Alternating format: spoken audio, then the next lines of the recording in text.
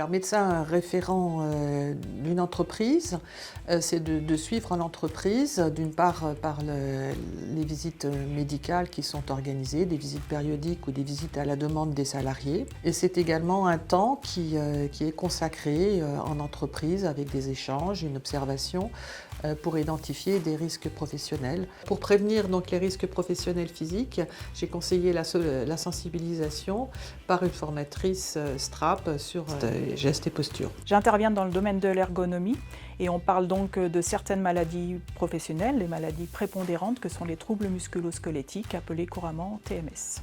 Et j'interviens à la PST 37 pour faire des sensibilisations qu'on appelle STRAP, donc c'est une sensibilisation sur les risques liés à l'activité physique et aux postures. Alors au sein du campus des métiers de Joué-les-Tours, je suis plusieurs fois intervenue à différents niveaux puisqu'il y avait des sensibilisations STRAP sur le travail sur écran.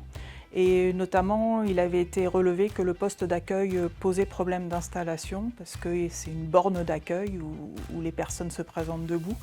Donc les salariés ont des contraintes pour lever la tête avec un écran qui n'est pas forcément mis à la bonne hauteur. Nous avons mis en place la sensibilisation du travail sur écran avec la PST 37.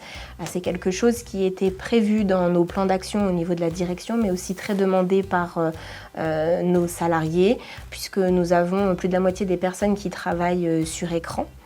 On a des choses qui, depuis cette sensibilisation, a été mis en place.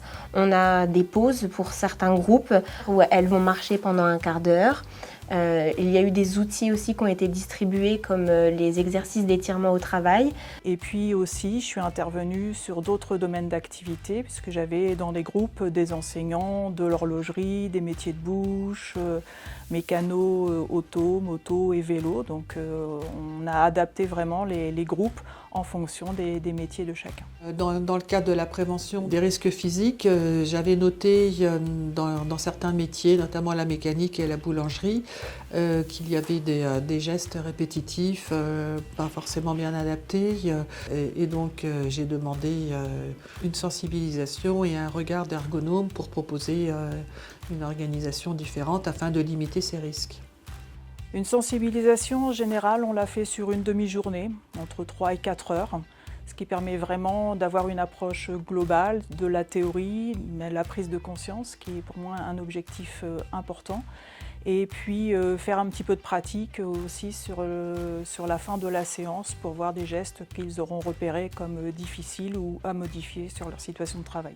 Faire prendre conscience aux jeunes apprentis des risques auxquels ils sont exposés, c'est aussi les amener à réfléchir vraiment en amont de leur carrière aux améliorations qu'ils peuvent apporter au poste de travail. Ils vont rencontrer différents employeurs au cours de leur vie professionnelle et donc c'est savoir repérer les situations de risque, proposer des améliorations, alors que ce soit encore une fois sur la technique, l'organisationnel, mais aussi la gestuelle qu'ils vont avoir à leur poste de travail, puisque l'enjeu vraiment principal derrière, c'est qu'ils arrivent jusqu'à l'âge de la retraite dans le meilleur état possible pour éviter l'altération de leur santé. Oui, j'ai pu constater depuis 2023 des améliorations.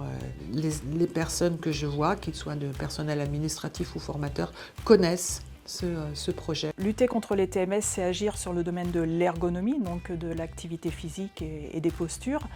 Ça, ce sont des choses qui sont repérables parce qu'on les voit assez facilement. Ce qui se voit moins et qui sont des facteurs de risque, ce sont les risques psychosociaux qui ont aussi fait l'objet d'une évaluation au sein du campus.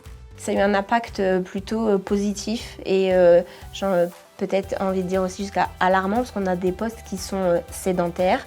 Et le fait de pouvoir prendre conscience de tout cela, on a plusieurs salariés qui font très attention à leurs assises par rapport à la distance de leurs écrans, faire régulièrement plus souvent des pauses. Tout à l'heure où j'ai pu parler du coup des étirements, où je peux voir des fois des collègues qui pendant la pause font certains mouvements où on en rigole, mais au final on sent bien que c'est pour un bien-être, un mieux-être au travail.